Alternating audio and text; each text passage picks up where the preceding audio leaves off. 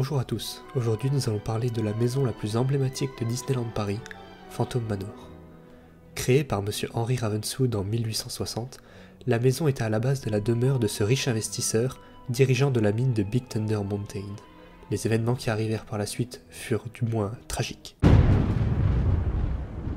Bonjour à tous, c'est Rem de DLP Next et aujourd'hui nous allons parler du livre Phantom Manor, l'attraction décryptée. Suite à la réhabilitation de 2018, Disneyland Paris a sorti un livre Phantom Manor, l'attraction décryptée, dans la même lignée que celle de Pirates des Caraïbes, l'attraction décryptée. Sorti le 31 juillet 2018, ce livre nous explique tout l'art autour de la construction de Phantom Manor, l'attraction phare de Disneyland Paris. Sans trop vous spoiler, ce livre nous parle de tous les aspects de l'attraction, que ce soit les jardins, avec notamment les plantes qui ont été sélectionnées pour leur pouvoir d'évocation. Si vous avez déjà remarqué, certaines plantes nous donnent même l'impression de ne pas vouloir nous laisser rentrer dans le manoir, que ce soit également sa conception, puisque lors de la création du premier parc Disneyland, l'idée de créer une maison hantée était déjà évoquée dans une ville à l'ambiance Far West, mais finalement cette maison fut placée dans les zones de New Orleans Square, et c'est finalement à Disneyland Paris que Phantom Manor a pris place dans une ville du Far West, la ville de Thunder Mesa. Ce livre, sorti au prix de 19,99 € est vraiment un immanquable pour tous les fans de l'attraction.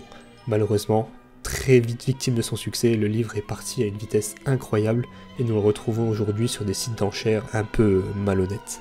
Je vous invite donc, si possible, à essayer de le retrouver sur le parc ou alors sur le site lors de nombreuses rééditions du livre. Ce sera toujours beaucoup plus judicieux que de le payer une fortune sur internet. Ce livre nous apprend donc vraiment tout ce qu'il y a eu autour de la création et de la conception de l'attraction Phantom Manor, que ce soit de l'aspect extérieur ou de l'aspect intérieur de l'attraction. Nous apprenons par exemple que ce que vous voyez actuellement à l'écran n'est pas un concept art pour l'attraction, mais c'est un vrai tableau qui se nomme La maison au bord de la voie ferrée, créé en 1925, et c'est de ce tableau que s'est inspiré les créateurs de Phantom Manor pour designer notre attraction.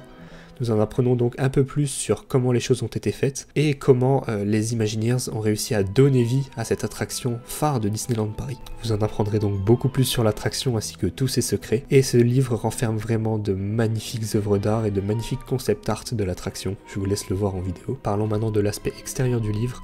Le livre est imprimé sur une espèce de faux cuir un peu plastifié du plus bel effet. Malheureusement, si vous regardez avec un peu d'attention, le titre n'est pas vraiment centré sur le livre. Bon, c'est pour les plus pointilleux, mais Disneyland Paris aurait au moins pu faire attention à cela. Pour le reste du livre, nous avons environ 90 pages d'informations en français et en anglais sur l'attraction, avec également de nombreux concept art répartis en différents chapitres, retraçant par exemple les aspects extérieurs, l'histoire de l'attraction à l'intérieur, ainsi que tout ce qui gravite autour de cette attraction. Avec cette acquisition, l'attraction Phantom Manor n'aura plus aucun secret pour vous, enfin si vous arrivez à vous procurer cet ouvrage. N'hésitez pas à nous mettre en commentaire ce que vous pensez de l'attraction Phantom Manor et sur quel objet aimeriez-vous que l'on fasse notre prochain trésor de DLP Next. C'était Rem pour DLP Next, à bientôt.